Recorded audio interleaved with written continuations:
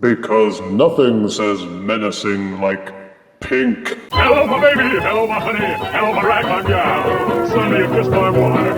Baby, my heart's on fire. The war for Cybertron's siege line continues to peter out, but is still dishing up some figures worthy of note. Among them is Deluxe Spinister. Get it?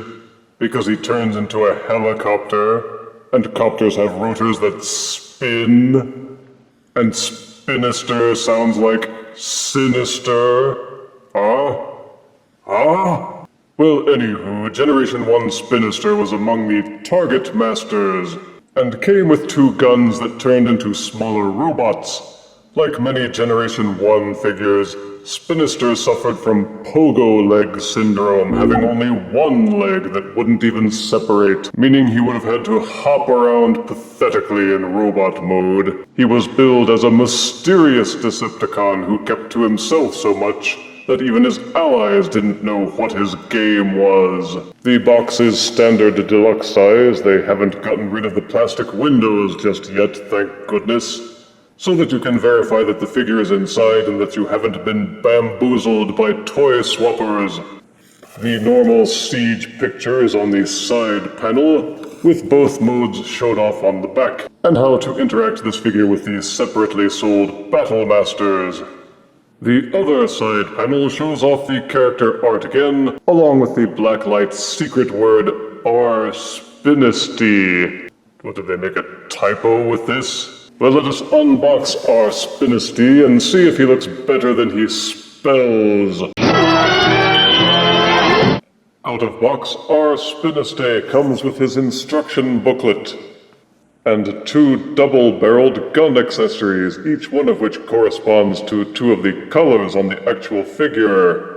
On principle, I refuse to go through the trouble of translating the Cybertronian names for these weapons.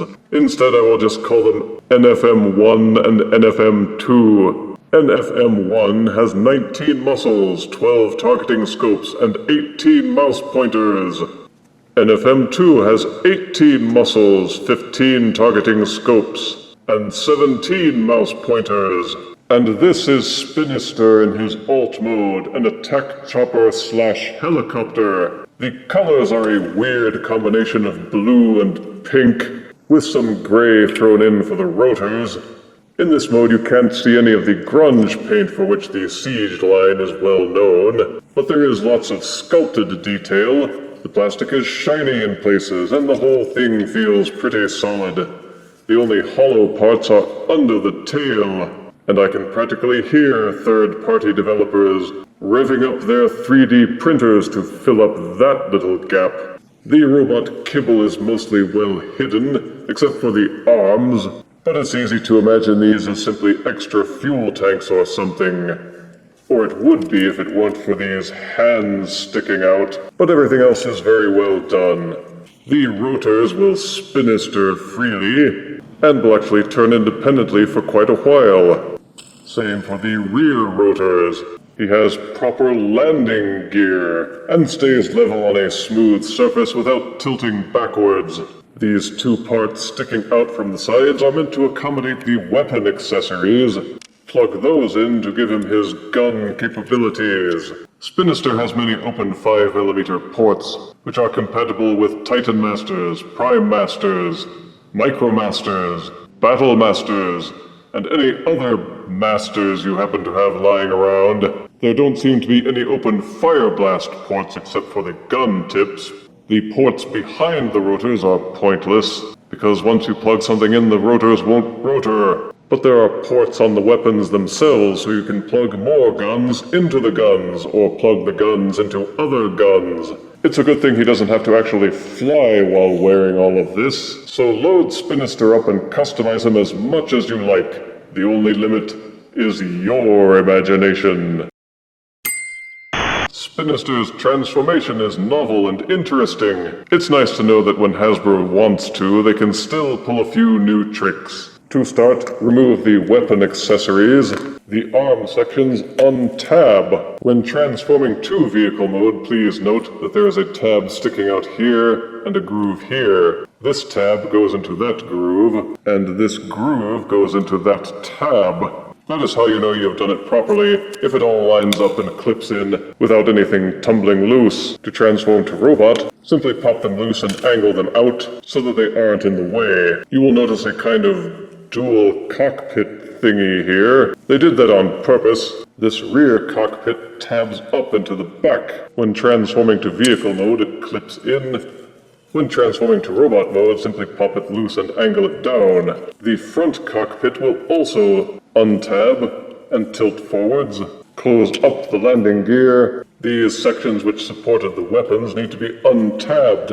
They clip into the sides. You will see this tab that sticks out here and a groove on the inside.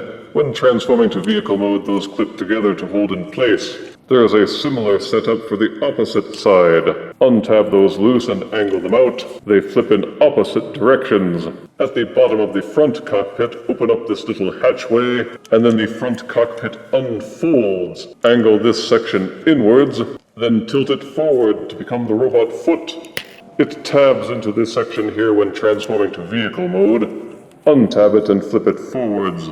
Then close this panel to cover up the hollowness. It also will tab in. Tilt and angle it downwards slightly, and then open up the hatch so that you may unfold this leg as well and repeat the process. Fold and angle the foot so that it is tucked underneath the shin, and then reclose this hatch. Fold the legs down and rotate to form the lower body. For the rest of the helicopter section, fold out the rotors. Then this section angles up to form the body. The rotor section untabs from the front, and the upper body section kind of rotates and folds in on itself. It swaps ends, folds and tucks underneath to form Spinister's chest. Once fully extended, it will click into place and cover up any gaps. Inside, you will see two tabs and two grooves in the rotor section which push together. Untab and fold the arms outwards. This tab and this groove push together to lock the rotor section into place.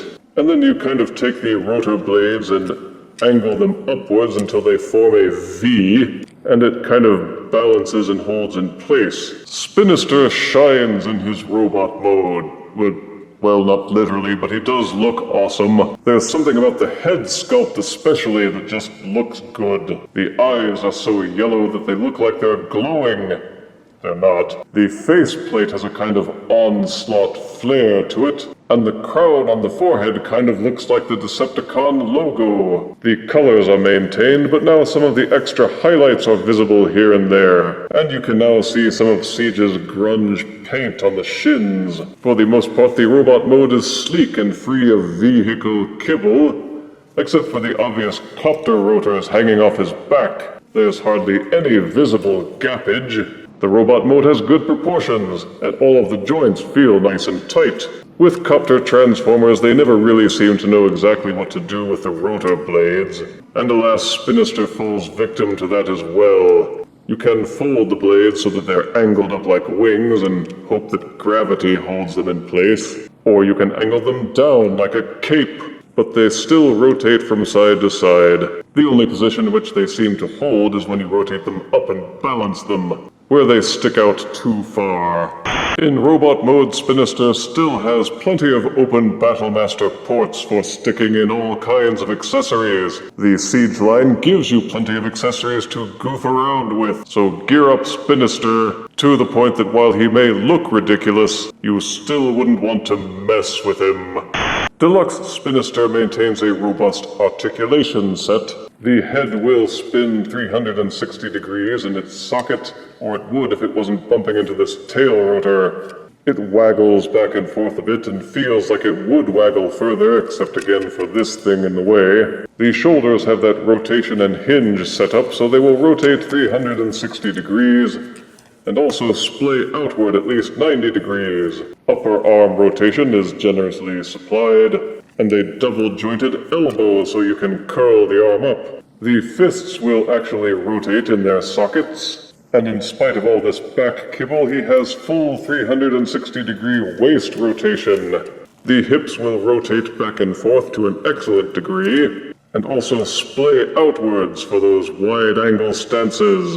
Upper thigh rotation is included. The knee will rotate backwards 90 degrees. The feet will tilt left and right, like most feet in the siege line do, but they took it one step further and allowed the feet to tilt backwards to support a greater range of poses. So all in all, the posing ability is excellent, except for the head which bumps into the neck a bit.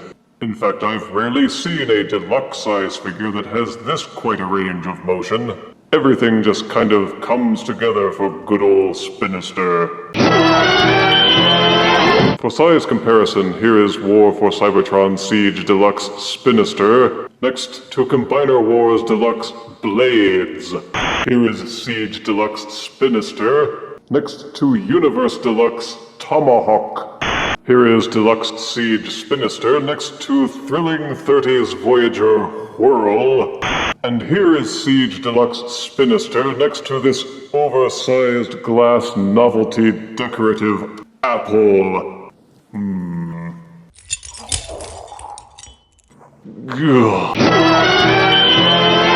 In some ways, I feel like I got skunked by the Siege line because they kept such a good figure until almost the very end. Deluxe Spinister is collection-worthy, in spite of the goofy name. Positive aspects are that he is a strong update to Generation 1, while still firmly planted in his Generation 1 roots. The vehicle mode is solid and functional, with interesting colors. There is a clever transformation that isn't too complicated, and is fairly rewarding in how much he changes. He has an excellent robot mode with good articulation, in addition to full Battlemaster compatibility. Negatives are that transforming to vehicle mode can be tricky the first time through. There is some arm kibble in the alt mode, a hollow tail rotor assembly, and some of the Battlemaster Fireblast ports are inaccessible in vehicle mode. The head doesn't rotate in robot mode as much as I would like, and the main rotor blades don't stay in place very well.